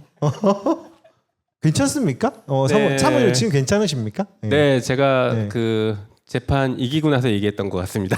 아. 재판 얘기를 못했어요. 네. 왜냐하면 저희가 그때 6억 소송 지면은 집을 팔아도 부족한 상황이어서 네. 네, 이거 큰일 났다. 내가 진짜 변호 잘못하다가 예. 전 재산을 거덜내겠구나. 그래서 이제 더 열이 받아서 악에 맞춰서 내 유우성 사건은 반드시 무죄 만들어야 된다. 안 그러면 내 집이 날아간다. 일단 집을 걸고 제가 무죄 변론을 했습니다. 그래서 네, 다행히 그래도 사비 떨어서 했는데. 네, 다행히 그렇게 됐죠. 국정원이 실수했어요. 네. 네, 잘못 건드렸죠. 집을 건드렸어. 네, 네. 집을 건드려. 예. 아, 이 사담이긴 한데 이제 요 아까 사회 보기 전에 이제 의원님이랑 유성이랑 잡담하는데 의원님이 변호인에서 그 변호인이라는 영화에서 그 장면이 되게 인상 깊었다 그러더라고요. 사건을 맡고 이러는데 애들 잘 때 이제 그거 보면서 이제 위안을 얻고 했는데 그거 보면 저도 참 공감이 되더라고요. 그때 애들 얼굴 맨날 늦게 들어와서 잘 때 그 보는 심정이 어땠을까? 예, 그 송강호 이제 노무현 대통령 역이 있죠. 그분이 잘 나가던 변호사에서 시국 사건 하면서 이제 막 이렇게 힘들어하면서 들어와서 아이들 이렇게 자는 모습을 보면서 가족한테 미안해하는 장면이 나왔거든요. 근데 제가 그 영화 보기 전에 실제로 저도 그랬어요. 6억을 지금 소송을 당해서 집을 날리게 생겼어. 그래서 집에 가서 애들한테 이렇게 쳐다보면서 야, 이거 아빠가 집 날리게 생겼다. 네. 이러고 있는데 그 장면이 영화에서 나와서 그게 네. 너무 공감이 되더라고요. 아, 네, 그랬었던 적이 있었습니다. 사실은 그 제 사건이 네. 그 굉장히 1심 때부터 정말 일반 사건의 몇십 배, 몇백 배로 많이 힘들었어요. 조작한 사건이고 그 어떻게 보게 되면 그 국정원과 검찰을 나라를 상대한 사건이잖아요. 네. 언론까지 엄청 예. 도왔죠. 그때 제가 기억하기에는 일주일에 재판이 한 번, 두 번씩 계속 고정적으로 열렸어요. 네. 그러니까 변호사님들이 우리는 변호사님 그때 6분이 계셨는데 변호사님들이 서로 그 자료를 정리하고 하는 게 변호사님들이 제 사건 이외에는 다른 사건을 할 수가 없었어요. 네. 할 시간도 없었어요. 왜냐하면 우리가 너무 우리를 공격하는 게 너무 많았어요. 언론에서 공격하죠, 검찰에서 공격하죠, 심지어 보수 단체에서 막 그 변호사 사무실에 찾아와가지고 시위를 하죠. 그렇죠. 그때 피켓 들고 막 간첩이라고 예, 예. 막 엄청 났죠. 그러다 보니까 간변이라고 그러죠. 간변. 간변이라고 막 저희 집 앞에 예. 엄청 그러니까 예. 그 시간이 짧지 않잖아요. 예. 1심만 8개월, 거의 800월, 2심도 한 8개월, 네. 거기다가 보복 사건까지 해서 거의 3년, 2, 네. 3년을 그렇게 변호사님들이 고생을 했거든요. 네. 참 그때 저는 너무 항상 지금도 그 마음에 들지만 너무 항상 마음이 그때를 네. 생각하면 자기 생계를 다 내려놓고 네. 그때 제 사건이 정말 매진하고 네. 했던 시간이었어요. 아, 지금도 생각하면 너무 미안하고 감사합니다. 박수 주세요. 그래서 이렇게 공개해도 될런지 모르겠는데 유성님이 부부 싸움할 때 김정현 변호사랑 싸우면은 내가 그때 다 해서 살려놨잖아 이러면은 할 말이 없으시다고 평생 까방권. 네. 변호인과 결혼하는 게 이렇게 위험합니다. 두 분이 사건 진행하면서 가장 견디기 힘들었던 순간이 언젠지 궁금합니다라는 질문입니다. 의원님부터.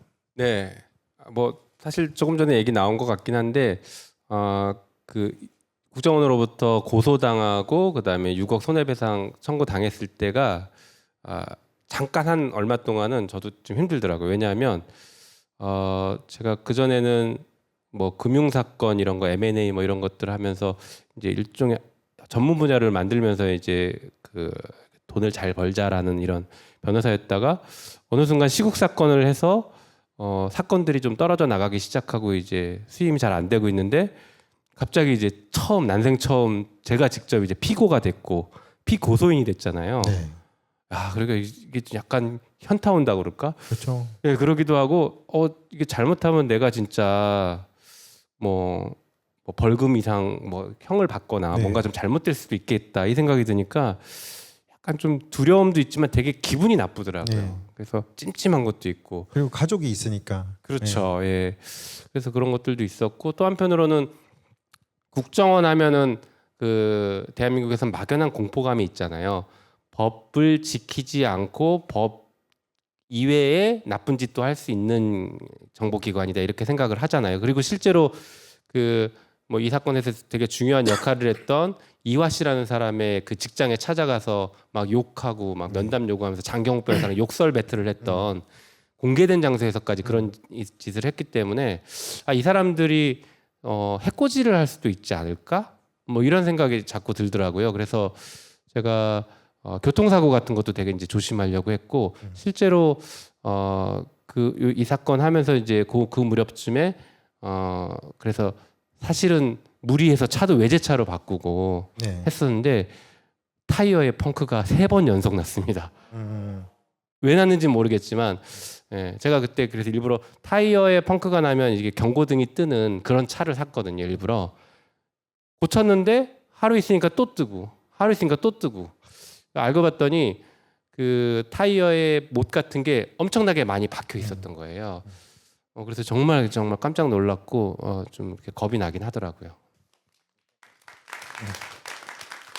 좀 무거운 얘기하는데 그럼 예. 유성님은 가장 힘들었던 순간. 저는 그 위기가 한 2번 정도가 굉장히 많이 힘들었어요. 첫 아. 번째는 이제 혼자서 처음에 이제 국정원에 그 긴급으로 체포됐을 때 네. 변호사님 한 분 없고 아무도 없이 혼자서 조사를 받아야 되는데 그야말로 그 인권 자체가 뭐 논의할 수도 없고요.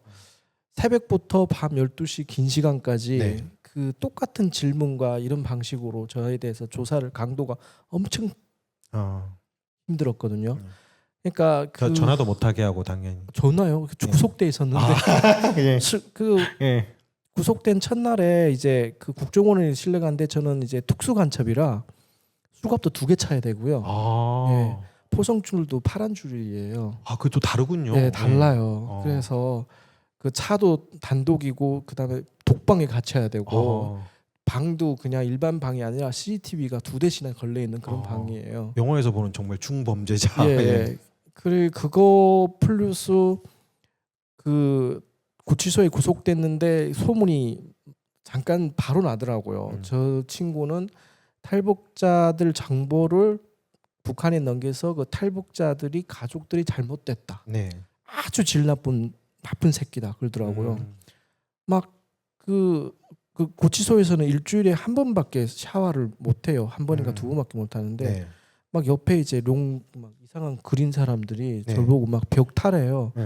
뭐 다 간첩이니까 이제 벽을 탈 수 있지 않냐 막 소리 지르면서. 근데 그 샤워기를 이렇게 샤워하는 시간이 한 사람이 5분인가 10분인가 주어져 있는데 일주일에 한 번인데. 예. 그 샤워하는 생각이 들지 않고 그 눈물이 샤워의 물에 같이 씻겨 내려가지고 그냥 서서 계속 울었어요. 네. 억울하다고. 그때 제가 열흘 동안을 무슨 정신에 버틴지는 모르겠지만 열흘 만에 몸무게가 12kg 빠졌어요. 초라했다니까요. 예. 그렇군요. 맞는 말이군요. 예. 네, 너무 많이 힘들었고 네. 더군다나 내 동생에 의해서 이제 제가 간첩이 됐잖아요. 네. 그런 것들이 이제 너무 많이 받아들이기 힘들었고 동생 대한 걱정. 네. 그러니까 국정원에서 그런 걸 치고 들어왔어요. 그때 네. 당시 얘기는 동생을 위해서라도 네가 오빠로서 어떻게 해야 되지 않겠나 이 네. 말할 때 이게 모든 게 막 다 무너지고 네. 죄송합니다.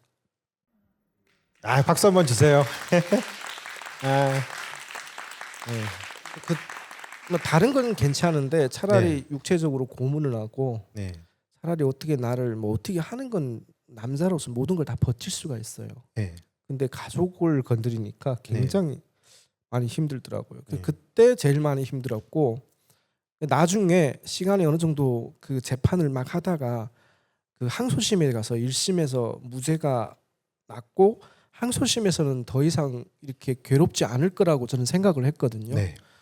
그런데 갑자기 저희들이 이제 조작된 증거에 언론에 이제 인터뷰를 하고 네. 이제 기자회견을 하고 대대적으로 저희들을 막 이제 그 조작에 대해서 얘기를 하는데 어느 순간에 갑자기 언론에서 그 조작된 걸 국정원이나 검찰에서 잘못된 부분을 짚는 게 아니라 갑자기 조중동에서는 유호성이라는 사람이 이상한 사람이다 하고 막 떠들기 시작했고 변호사님 사무실이나 또는 저희 집이나 또는 이렇게 막 플랜카드 들고 다니면서 간변 나쁜 변호사 막 매국노 막 이렇게 하더라. 그때 사실은 저는 막 너무 힘들었어요. 그걸 또 언론으로 엄청 많이 다뤄주더라고요. 그 사람 예, 말을. 막 네. 그래가지고 저는 막 그 선글라스에 마스크를 쓰고 다녔고 네. 내가 피해자인데 네. 분명 뭔가 잘못된 게 뚜렷하게 언론이 나온데도 불구하고 그때는 공포가 막 대한민국 사회가 너무 무섭다. 좋은 사람들이 있어서 내가 여기까지 버티고 여기까지 살아왔는데 그보다 너무 무서운 게 네. 사람들이 사회를 그러니까 나를 위해서 변호사님들은 돈 쓰고 시간 쓰고 자기 돈을 써가지고 자기 희생하며 한 사람들한테 이렇게 대접을 하니까 아 진짜 너무 미안함과 그런 게 너무 무너지더라고요. 네. 진짜 너무 칭찬을 하고 이렇게 좋은 사람은 우리 어릴 때부터 그런 얘기를 많이 들었죠.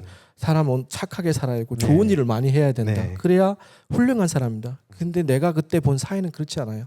착하고 좋은 사람이 막 사람들한테 욕을 먹고 학대를 받고 네. 막 그래야 되니까 결국 진실보다도 이 사람들은 그런 거짓에 막 저희들을 욕하니까 많이 힘들었어요. 아, 그냥 제 생각에 이런 조작이 밝혀지면 당연히 제대로 그래서 그때 제가 재심한 게 언론이 얼마나 이게 중요한지를 다시 한번 느끼게 됐고요. 네. 정말 다행히 대한민국에는 제가 생각할 때는 나쁜 사람보다 그래도 좋은 사람이 더 많은 것 같아요. 정말 많은 분들로부터 위로도 받고 네. 정말 힘든 시간을 같이 버텨낼 수 있을 것 같습니다. 박수 한번 주십시오.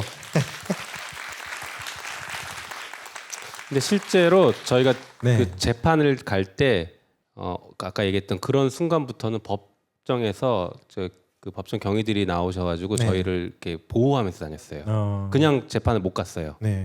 계속 보호하고 끝나면 또 저희를 데리고 나와주시고 그럴 정도였습니다. 네. 실제로. 그러면은 또 책에서 쓰여져 있지 않는 비하인드 스토리들도 많을 거 아닙니까? 예를 들어서 김용희 의원께서는 중국에 4차례나 사비로 왔다 네. 갔다 하시면서 그 순간에 많은 일들이 있었을 것 같고 유성님도 재판 과정에서 공개하지 못한 많은 일들이 있었을 것 같은데 이제 중국 출장 말씀하셨으니까 제가 중국 출장 4번 갔는데 마지막 4번째 빼고는 3번 다 굉장히 험난했습니다. 네. 그래서 뭐 책에도 일부 쓰긴 했는데 이제 쓰지 않은 내용을 말씀드리면 아까 저 첫 추정 60분 그 팀이랑 같이 중국에 이제 그 출장 갔을 때가 이제 3번째 출장인데요. 그때 저희가 이제 유가려가 얘기했던 동선들과 그 가게들 이런 데를 이제 찾아다니면서 추정 60부 팀은 촬영을 하고 다행히 공항에서 안 걸렸어요 이분들은요. 공항에서 안 걸려서 촬영을 이제 했죠. 촬영을 하고 이제 저희가 다 마치고 비행기를 타고 북경으로 넘어가려고 공항에서 이제 대기하고 있는데 갑자기 이상한 사람들이 들이닥친 거예요. 저희를 찾아와서 촬영한 거 다 내놔라. 제가 진짜 놀랐습니다. 왜냐하면 저는 그 이전에 이미 공안한테 제 여권까지 다 주면서 안 온다 이런 걸로 안 온다 이렇게 다 얘기를 해놨는데 공안한테 걸렸구나 드디어 나 이제 여기서 구속되는 거 아니냐. 대한민국에서 구속 안 되고 중국에서 구속되는구나. 막 이제 진짜 겁이 났거든요. 깜짝 놀랐고. 근데 알고 보니까 그분들은 그 촬영했던 장소에서 근무하는 분들인 것 같은데 저희 추측컨대 나중에 이제 뒤늦게 추측컨대 그분들이 뭔가 그 가게가 불법적인 가게였을 가능성이 높고 누군가가 찍으니까 그게 이상하고 혹시나 자기를 신고할까봐 오히려 찾아와서 내놔라 지워라 이렇게 난리를 막 피웠던 거예요. 그래서 거의 싸움까지 갈 뻔하다가 그쪽은 갑자기 막 공안을 부르겠다고 이제 당신들 취재한 거라고 하니까 취재 허가 받았냐 공안 부르겠다 이런 식으로 막 이제 번진 거예요. 그래서 간신히 잘 달래고 당신들 찍지 않았다 그리고 지우겠다라고 좀 그 앞에서 지우기도 하고. 그때 잘못했으면 그것도 되게 공격당하기 좋은 소재네요. 그렇죠. 네, 근데 저는 진짜 촬영이 아니라 따라간 건데 옆에 있다가 또 갑자기 또 된통 당했죠. 네, 그러면서 그때 굉장히 무서웠었어요. 그리고서 이제 비행기 타고 이제 빨리 여길 떠나자 네. 북경으로 가면 된다 했는데 또 비행기가 연착돼서 1시간을 연기해서 안 뜬 거예요. 네. 막 걱정되면서 네. 이 공안이 잡았나? 이 사람들 진짜 가서 신고한 건 아닐까? 막 그때 겁나겠다 그거는. 오만 가지 생각이 네. 들더라고요. 그러다가 비행기가 뜨니까 그때 진짜 안심해서 와 정말 그때 그 한두 시간이 예. 저는 약간 지옥 같았습니다. 그렇겠네요. 차마 책에는 못 쓰겠고 네. 그랬습니다. 네. 유성님은 정말 많을 것 같은데. 그 재판이 시작되고 이제 저희가 이 책에는 이제 내용이 안 나와 있는데 네. 그 이제 구치소에서 저희들 이 변호인단이 만들어지고 사건을 저희가 막 열심히 막 진행되고 네. 저희들이 막 그 조작된 증거를 막 찾았을 재판할 때 하루는 국정원에서 수사관이 교도소를 찾아왔더라고요. 그러니까 저는 분명 그 이제 재판을 받고 있는 사람이니까 사실 검찰에서 저를 불렀지 네. 국정원에서는 더 이상 저를 찾으면 안 되거든요. 네. 찾는 것 자체가 불법이에요. 근데 찾아와서 면담실에서 저를 면담을 하겠다는 거예요. 만나서 그래서 그때 그 갑자기 들어온 예견 없이 오잖아요. 예견 없이 저는 이제 저희 그 구치소 방에서 안 나가려고 버텼죠. 근데 그 이제 구치소의 교도관들인데 그 보호 관찰 뭐 이런 교도관이 있더라고요. 네. 저를 거인 그때 와서 엄청 오래 설득을 했어요. 어. 근데 다행히 교도소에서는 아니 그분은 설득할 그게 없는데 전혀 없어요. 네. 전혀 없는데 그래도 그 사람들이 먼 데서 왔고 네. 잠깐 와서 얘기를 하면 좋지 않겠나. 네. 근데 저는 알았어요. 왜냐하면 나가면 그 사람들이 뭔가가 들고 와서 저한테 딜을 하든지 네. 회유를 하든지 뭔가를 가지고 온 거예요. 그때 어. 당시. 그래서 그때 제가 왜냐면 변호사님들하고 바로바로 만날 수는 없거든요. 제가 구치소에 구속된 상태니까 네. 그 후에 그런 일이 있었다고 변호사님들하고 또 말씀도 드렸어요. 네. 그래서 아마 재판에서도 아마 그런 부분들이 반영이 되는 것 같아요. 이제 피고인이나 증인들을 찾아가서 괴롭히지 말라 수사관들이. 네. 우리가 검찰 쪽으로 정식 요구도 한 적이 있습니다. 사실은 사건이 진행하는데 이제 아까 그 의원님 말씀드린 것처럼 제 사건에서 아주 중요한 증인들이 있어요. 사실 그 사람들이 진실을 말하는 게 굉장히 쉽지가 않아요. 네. 왜냐면 검찰이나 국정원이랑 굉장히 무서운 수사기관이잖아요. 그런데 그 중요한 증인이 일하는 회사 가서 막 불러내고 막 공포 주고 그러기도 하고 저한테 막 찾아서 그러긴 해. 사실 정말 하지 말아야 될 걸 다 하는 거잖아요. 그럼 그 이후에도 국정원이 꾸준히 접촉을 하려고 계속 시도를 하셨군요. 예. 네. 그래서 저희들이 검찰 측에라 재판부에라가 정식으로 요청을 몇 번 드렸던 적도 있습니다. 네. 예. 정말 지금도 뭐 책에서 실리지 않은 부분들이지만 네. 정말 사건이 지금 돌이켜 보게 되면 이렇게도 사건을 할 수 있나 할 정도로 네. 21세기에 이런 사건을 조작하고 이렇게도 할 수 있냐 정말 지금 생각해도 너무 공포스럽습니다. 예. 유우성님이 대한민국으로 왔을 때 품었던 꿈이나 목표가 궁금하다는 질문이 있었습니다. 네. 사실 저는 한국에 온 게 목표가 딱 하나밖에 없었어요. 의사가 되는 거였어요.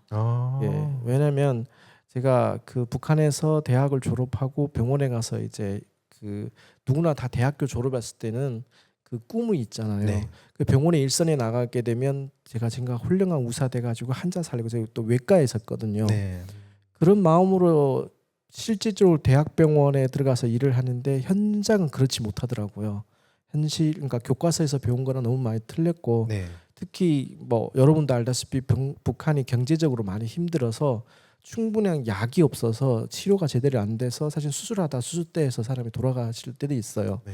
그러니까 제가 본의 아니게 그런 걸 경험을 해서 굉장히 그때 많이 힘들어했어요. 네. 그러던 찰나에 저랑 북한에서 학교를 같이 다닌 친구가 먼저 한국에 탈북을 한 거예요. 우연한 기회에 그 친구하고 전화 통화를 했는데 그 친구가 하는 얘기가 야 여기 와 보니까 천국이더라.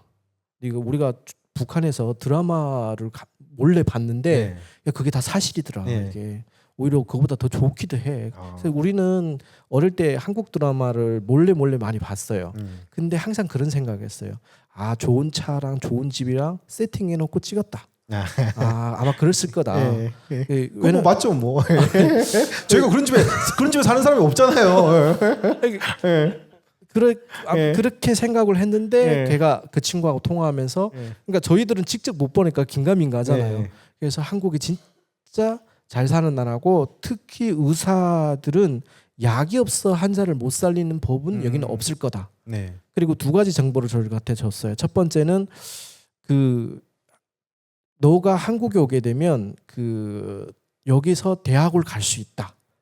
북한에 온 탈북자도 한국에 오면 대학을 갈 수 있다고 네. 하더라고요. 좀 못 가는 줄 알았는데 그리고 두 번째는 의사가 되게 되면 여기서 돈을 많이 주더라.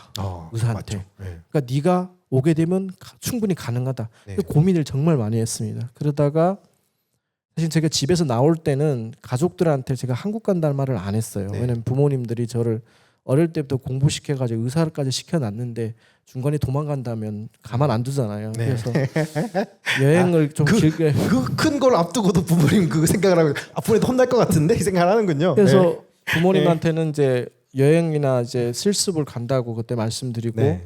한국까지 그때 오게 된 거고요. 한국에 와서 저는 이제 의대를 가려고 사실은 노력을 많이 했어요. 네. 전국적으로 한 10개 대학교 넘게 시험을 받고 아. 제가 올 때만 해도 북한 이탈 주민이 대한민국에 그렇게 많지가 않았어요. 한 1,000명, 2,000명밖에 안 되는 시대였고 실질적으로 북한에서 의사 출신이 내려온 사람이 3사람, 4사람밖에 없었어요. 예. 그렇게밖에 없었고 의대 쪽으로는 길이 안 열려 있었어요. 그래서 저는 그때 수능을 보고 대학을 가야 되는데 대한민국의 그 우리 고3들이 대단하더라고요. 그렇죠. 도저히 저는 그분들하고 해서는 따라갈 수가 없어요. 제가 열심히 해봤는데 학원 갔는데 그래서 제가 그때 나이가 벌써 26, 7 정도 되는데 그래 100기를 들었죠. 그래서 어쩔 수 없이 저기 대표적으로 공부 잘했던 분 계시죠? 예. 그래서 사립대를 가게 되고 대학을 졸업해서 그 서울시 공무원으로 나름 대한민국에서 최초 북한 이탈 주민으로서 최초로 서울시 공무원으로 제가 일을 하게 된 겁니다. 그것도 최초군요. 예, 최초입니다. 예. 예. 아이고 고생 많으셨습니다. 그럼 한국을 떠나고 싶으신 적은 없으셨어요? 다 버리고. 사건을 막 했을 때 두 가지 마음이 항상 저를 이제 그 좌지우지했어요. 하나는 사건이 끝나면 떠나야겠다. 너무 힘들다. 너무 공포스럽다. 특히 이제 항소심할 때 저에 대해서 막 언론에서 그렇게 실시간으로 정말 세월호 사건이 없었으면 제 사건이 묻혀지지 않았을 거예요. 제가 지금도 너무 생생하게 기억하는 게 4월 15일 날에가 그때 박근혜 대통령이 사과를 했고 그날 오후에 바로 이제 국정원 원장이 사과를 했거든요. 그리고 나서 그 다음 날에 세월호가 그 사건이 이제 터졌는데 그 전까지 이제 TV조선에서는 막 자막에서 실시간으로 계속 제 얼굴이 나오고 막 이상하다, 간첩이 맞을 수도 있지 않냐, 막 이상한 탈북자들 불러놓고 저는 그 사람 모르는데 그 사람 저를 너무 잘 안대요. 어릴 때부터 쭉 봐왔는데 이상했다 뭐 인터뷰를 하고 걔는 100% 간첩 맞다 이렇게 막 얘기하는 사람들 듣고 너무 많이 힘들어요. 그때 그런 마음이 들 때는 나 더 이상 여기서 못 살겠구나 하는 정말 괴로운 마음도 있었고 근데 또 한편을 생각하면 저처럼 이렇게 운 좋은 사람 어디 있어요. 저를 2년 3년 넘게 진짜 변호사님 가족들 분들도 저를 다 알고 그 가족분들도 같이 식사도 여러 번 했고 계속 만났고 또 거의 매일 만났어요. 변호사님들을. 사건을 하면 아마 변호사님들 그렇게 매일 만나는 그 사건이 없을 거예요. 제 생각에는. 돈 엄청 줘야 되는데 그러면. 그 밤늦게까지 같이 이렇게 그 사건만 아니라 저에 대한 모든 걸 변호사님들을 다 같이 상의하고 같이 진행하고 그리고 심지어 제 동생이 나왔을 때는 변호사님 집에서 이제 그 국정원에서 쫓겨다녀야 되니까 변호사님 집에서 케어를 하면서 이런 것들을 보면서 진짜 우리 부모나 내 형제도 못한 걸 변호사님들 이렇게 해주고 또 그때 뭐 이제 뉴스타파나 그다음에 시사인이나 이런 기자님들이나 또 그 여러 기자님들이 정말 자기 사건 자기 일처럼 기사를 또 써줬어요. 그런 데서 또 용기를 얻었어요. 제가 이런 사람들도 있고 나쁜 사람들이 있지만 이런 사람들이라면 같이 살면 뭘 못하겠어요. 그래서 또 한국에서 꼭 살아야 되겠다고 또 생각했고 결정적인 원인은 제 아내를 만나서 박수 한번 주세요. 이거 약간 비하인드 스토리긴 비하인드 스토리인데 제가 그때 우울증을 알았어요. 공황장애도 알았고 세브란스 병원에서 이제 그 저를 무료로 치료를 받았고 근데 치료를 굉장히 오래 밤에 잠을 못 잤고 계속 악몽을 꾸고 하니까 수면제를 굉장히 세게 먹었어요. 그런데 이제 그 나중에 항소심 진행할 때 제 아내를 제가 그 회의에서 처음 봤거든요. 그 변호사 표정 좋아진다. 근데 그 참 신기한 게 저는 제 아내를 만났을 때 이렇게 변호사님 그때 한 10몇 명이 지원을 왔는데요. 진짜 그 앉은 테이블에서 제 와이프 제 아내밖에 안 보였어요. 처음 만났는데. 근데 그 사람이 예감이라고 해야 되나? 말 한마디도 안 했는데 그냥 내가 어쩌면 저 여자랑 같이 살 수도 있겠다는 생각.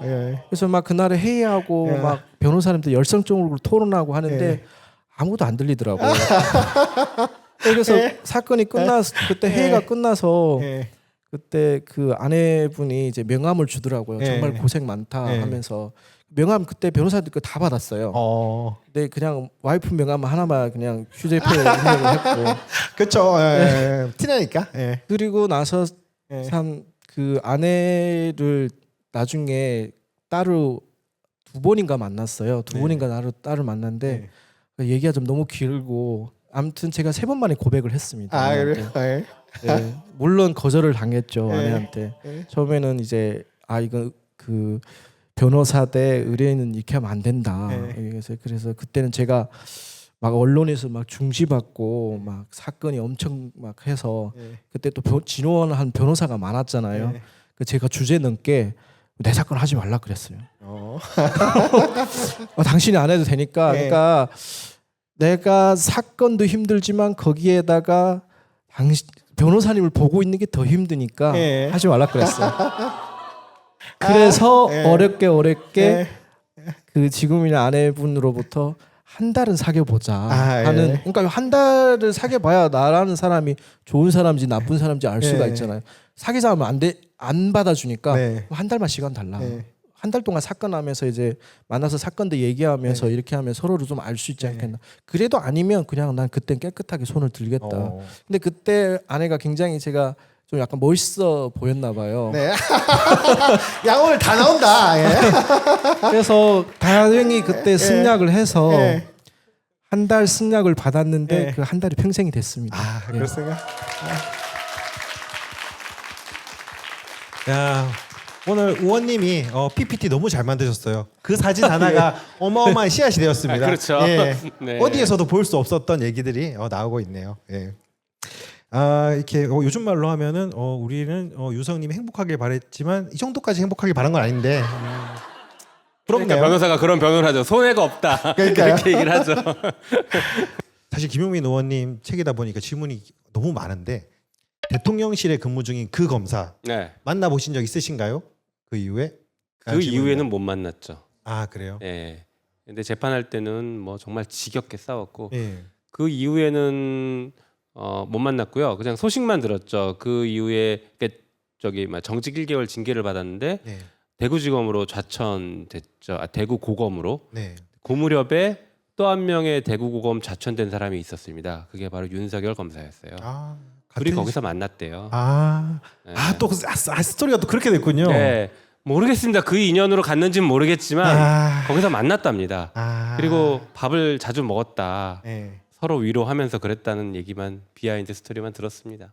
또 역사의 수밖에 그렇게 굴러가네요. 네. 좌천에서 만나서 지금 청와대 있고. 네. 그리고 이런 질문도 있습니다. 뻔히 보이는 조작된 증거를 판사에게 내미는 검사들의 심리는 뭘까요? 조작이 다 들통난 뒤에 그들의 반응은 어땠는지 궁금합니다. 네, 진짜 저희도 이해가 안 됐어요. 그래서 그러니까 검사가 이렇게 빤한 증거를 조작된 증거를 내고 우리가 조작이다라고 자세하게 설명을 했는데 그 다음번에 또 조작된 증거를 내고 반복했기 때문에 진짜 이해가 안 됐거든요. 그래서 네. 저희가 나중에 우리끼리 얘기하면서 그런 얘기를 했어요. 이게 함정일 수 있다. 검찰이 뭔가 우리한테 지금 함정을 파는 거다. 조작된 증거를 내면서 우리한테 함정을 파는 거다. 그러지 않고서 설명이 안 된다. 저 사람들도 바보가 아닐 텐데 했는데 알고 보니까 진짜 바보였습니다. 그런데 그 사람들의 자신감의 근거는 아까 말씀드린 거 그겁니다. 처벌받지 않는다. 우리는 처벌받지 않는다. 게다가 들킬 리가 없다예요. 왜냐하면 자기들은 국가기관이기 때문에 어떻게 해도 거기다 공신력을 실을 수 있는 게 있었고 우리는 변호사니까 우리가 가져온 거에 대해서 계속 공신력을 깨는 조작된 증거를 계속 만들어냈거든요. 그러다 보니까 결국엔 우리가 소진될 것이고 자기네만 남을 것이다. 이렇게 생각했던 것 같고요. 게다가 국정원까지 열심히 나서서 영사증명서라는 것들을 계속 해주거든요.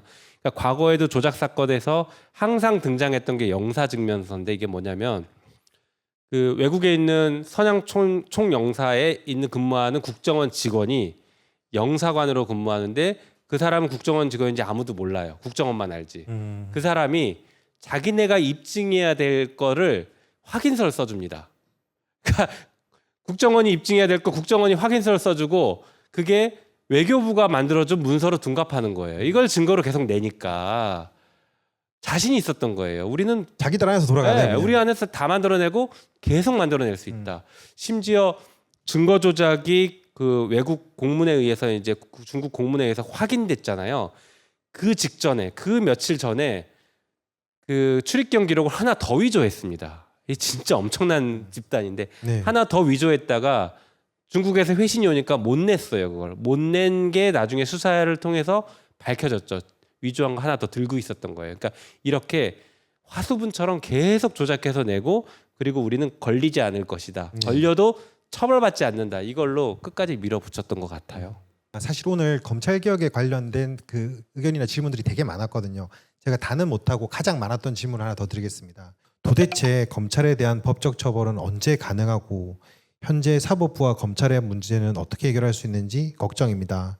지금 의원님이 검찰 개혁과 관련해서 계속 추진하는 일이 좀 궁금합니다. 일단 저희가 중단됐던 검찰개혁법, 그러니까 검찰의 수사권을 완전히 박탈이라고 표현하니까 또 굉장히 싫어하겠지만 이양하는, 그래서 검찰을 정상화시키는 그런 법을 다시 지금 준비하고 있고요. 근데 그 법이 현실적으로 통과 가능성은 굉장히 낮을 것 같아요. 그리고 통과되더라도 대통령 거부권 행사에서 실현되기 어려울 수도 있을 것 같습니다. 그래도 일단은 해야 된다라는 생각을 가지고 그거는 계속 진행할 거고요. 또 하나는 민주당이 단독으로 할 수 있는 중요한 게 있죠. 그거는 검사 탄핵입니다. 네. 검사 탄핵은 민주당 단독으로 가능하고요.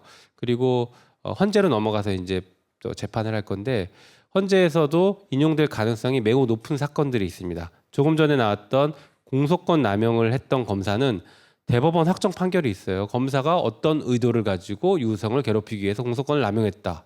이게 위법하다. 이렇게 확정 판결이 있기 때문에 이 사람은 탄핵을 안 할 수가 없습니다.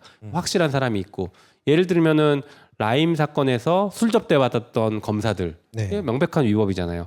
이런 사람들에 대해서 빨리 탄핵하자. 그래서 네. 탄핵 안 다 써놨거든요. 근데 저 혼자 탄핵 발의가 안 됩니다. 네. 100명이 동의가 있어야 탄핵 발의가 되기 때문에 약간 지금 현실적인 벽에 조금 막혀 있는데 그래도 좀 뚫어내 보려고 합니다. 그래서 검사 탄핵, 네, 검사 탄핵하고 박수 시원하게 주세요. 네. 확실한 검사 탄핵을 하고요. 검사 탄핵을 하면 민주당이 자신감이 좀 생길 것 같습니다. 그러면 이 여세를 몰아서 한동훈 탄핵, 네, 한동훈 탄핵도 지금 법률 위반, 헌법 위반이 명백하기 때문에 탄핵안까지 제가 다 써서 기존 원내대표한테 다 드렸거든요. 한동훈 탄핵 가능합니다. 그리고 한동훈이 탄핵이 되면 같은 탄핵 사유가 윤석열 대통령 탄핵 사유가 됩니다. 네, 그래서 저는 단계별로 탄핵을 준비하고 있습니다. 네. 다들 와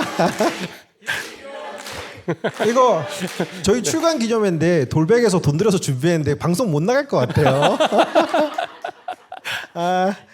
두 분이 앞으로의 계획과 오늘 행사에 대한 소감 한 말씀씩 듣고 끝내도록 하겠습니다. 일단 이렇게 많은 관심을 가져주시고 또 응원해 주셔서 너무 감사하고 큰 힘이 됩니다. 그리고 저는 아까 말씀드린 대로 이제 의정 활동은 의정 활동대로 검찰 개혁과 지금 윤석열 정부의 탄핵, 물러남, 그래서 조기 대선을 해야 된다. 그리고 거기다 더해서 이제 헌법 개정까지 저는 가야 된다고 생각하는데 다음 총선은 헌법 개정을 위한 총선이 된다고 지금 보고 있습니다. 아무튼 이런 것들을 의정 활동은 의정 활동대로 쉬지 않고 나갈 것이고요. 또 한편으로 오늘처럼 이렇게 직접 그 시민분들 만나고 독자분들 만나서 대화하는 시간을 조금 더 가져볼 생각입니다. 그래서 네, 와 그래서 조금 더 여기서예요 여기서. 좋습니다. 예.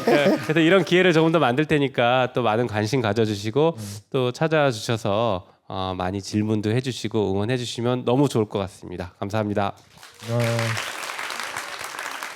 유우성님도 앞으로의 계획과 오늘 소감 한 말씀 부탁드립니다. 일단은 너무 많은 분들이 오시고 네. 관심 가져주신 데 너무 감사드리고요. 네. 그 의원님께서 쓴 책을 더 많은 분들이 좀 읽고 같이 이런 것들을 좀 공감하고 검찰이 네. 얼마나 이런 나쁜 짓을 한지 사실은 많은 분들은 몰라요. 네. 그리고 언론에서는 그런 부분에 대해서 아주 짧게 나와 있다 보니까 모르는 사람 더 많거든요. 네. 그래서 정말 저도 이제 많은 홍보를 하겠지만 네. 오신 분들이 주변에서 그냥 한 10분, 20분씩만 퍼뜨려도 그게 네. 정말 너무 큰 힘이 될 것 같고요. 그리고 제가 뭐 검찰 개혁에 큰 힘이 될지는 모르겠지만 그 김용민 의원께서 하고자 하는 일인데 항상 발걸음을 같이 하고 아, 작은 예. 만큼이라도 힘을 보태겠습니다. 네, 감사합니다. 감사합니다. 설마 검찰이 없는 사실 가지고 그러겠느냐. 이재명 때려잡는 거나 유호성 간첩 만드는 거나 똑같은 거예요, 본질은. 자기들이 찍었고 이 자는 간첩이 돼야 해요. 머릿속에 이미 간첩이야. 그걸 어떻게 만들어낼까의 문제인 것이지 간첩으로 결론 나는 거예요. 이재명 대표도 마찬가지예요. 대통령이 범죄자라잖아. 범죄자여야만 하는 거야. 만들어내야 돼. 그러니까 이 지랄들을 하고 있는 거예요. 유호성하고 똑같아요. 똑같습니다. 사건을 조작해내는 패턴이나 방식들이 같아요. 책이 나오긴 했는데 읽을 필요는 없어요. 잘했다 싶으면 사줄 수는 있어요. 지금 말한 내용이 다 들어있는 거야.